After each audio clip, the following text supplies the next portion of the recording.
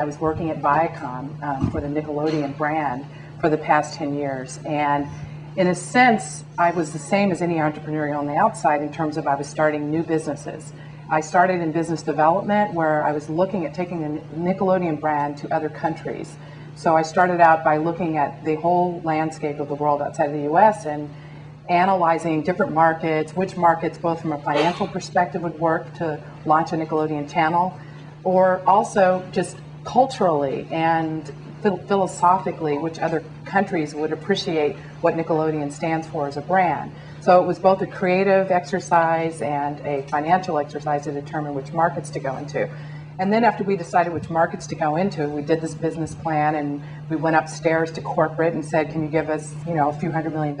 And they sort of said, well, why don't you slow it down a little bit and instead of doing the whole world at one time, let's look at this sequentially, and gave us funding for Europe.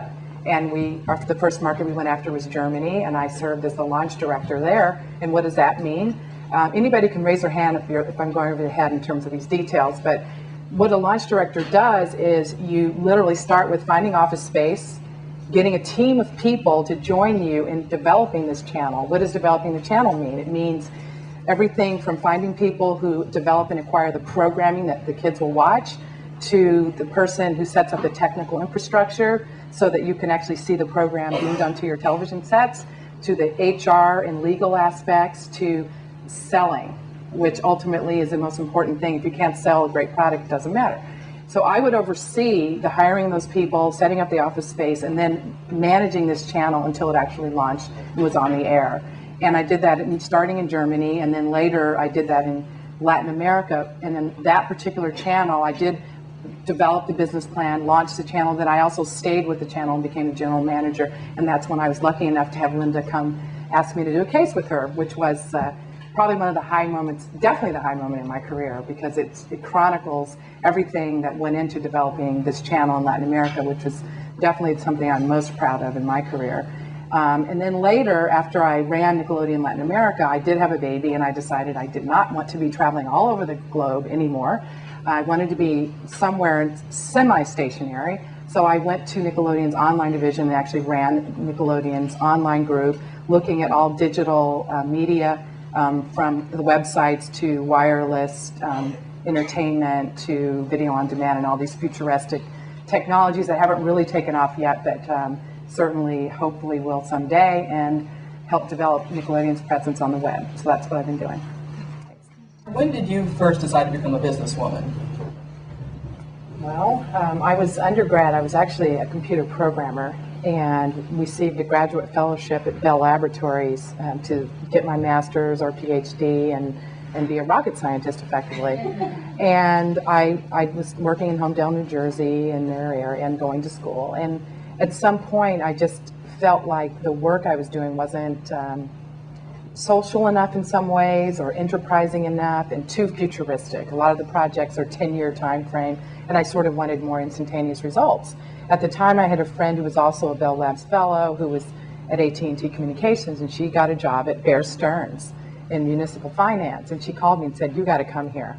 And I really respected this person, and she said, this whole Wall Street world is amazing. It's fast-paced, it's exciting, they need people that have quantitative backgrounds. So I interviewed and ended up working at Salomon Brothers, and then sort of from that point on, I've never looked back.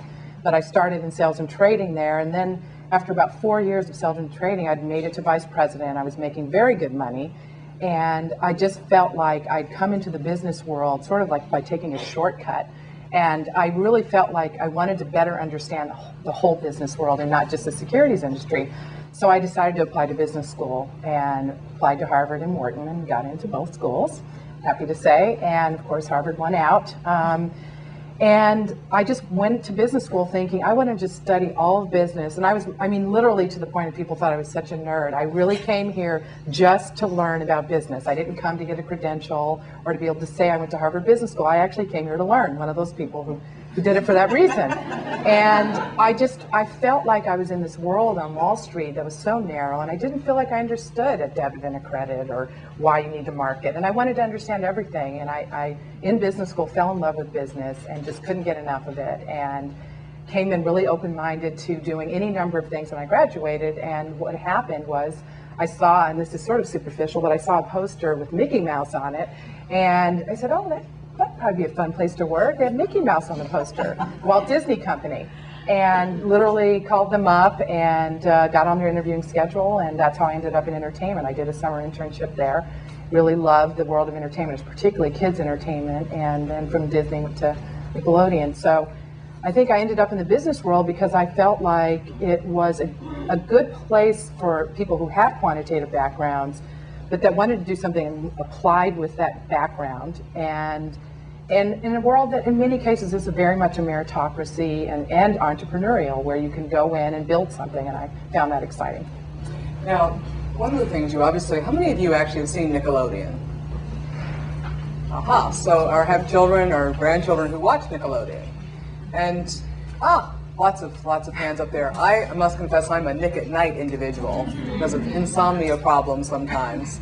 But I don't know, do you ever get questioned about doing that kind of programming for children and business, and the sort of, do you feel any conflicts between that, or how do you think about? Yeah, I get it. I mean, interestingly, we got more of those questions when we went internationally, because in the US, I think children's programming is quite accepted, and it's quite accepted that it's commercial, that there are commercials, and it's a commercial enterprise. But when we went to mostly Europe, and particularly Northern Europe, we ran into a lot of issues there. And in fact, ultimately, Nickelodeon shut down its German business because their commercial television is definitely a very controversial area. I mean, you're essentially trying to sell products to kids. But one of the things we did, and I don't know if it was just to make us feel better, but there's a fact in programming. You have to have money to do it. It's very expensive, and good quality programming, which is what most parents want, is even more expensive. So to provide the quality of programming that parents would want their kids to watch, you actually have to commercialize it. The fact is PBS, or nonprofit television, is doing commercials in the form of sponsorship. They are also bringing in revenues through that avenue. They have to. That's the only way you can survive. But at Nickelodeon, and not to diminish any other competitors out there, but at Nickelodeon, I actually bought into what they were doing for kids, which is they were the first network to have a female lead in a television program. And it's amazing, the network's only like 22 years old, and they were the first network to ever profile a girl as a key character. And the reason that had not been done historically is because the media executive said, boys won't watch. We'll get girls, but we'll lose the boys. Whereas girls will watch boys as the lead character. Well, Nickelodeon, the woman who founded it, Jerry Lebrun, who Linda knows, said, let's do something different here. Let's put a woman in there. I want to take that risk. And she did with this show, Clarissa Explains It All, very successful program. So that was like someone knows it. And it was a great program. And the point there is that it is children's television, it is commercial, but this was a network that was saying, we're about boys and girls being equal. We're going to make a strong statement. Also, behind the scenes, Nickelodeon works with their advertisers not to have those terrible commercials that really delineate boys and girls. And I'm not saying they're always successful, but they do. I can tell you for a fact that they try very hard to work with the advertisers to say this isn't good for kids, especially not good for girls. And as far as I know, we're the only company that actually does that with their advertisers. Now, they can also do that because Nickelodeon is very powerful. They also have a pro-social aspect, and pro-social or activist aspect, where they have a big help campaign, which is a big volunteering campaign that they launched in the U.S. and has been launched outside of the U.S. and tweaked in different ways to fit the local countries. But it's all about getting kids on a grassroots level to volunteer. Kids also vote for the president. Every time they've always picked the winning president in the U.S. So they know something we don't know necessarily. So there's a lot of good there. They're trying to do something besides just sell toys. So I think I was able to buy into that. And yes, there are times when there are some characters in some of the programs that I don't think necessarily are perfect, but it's also real life in many ways.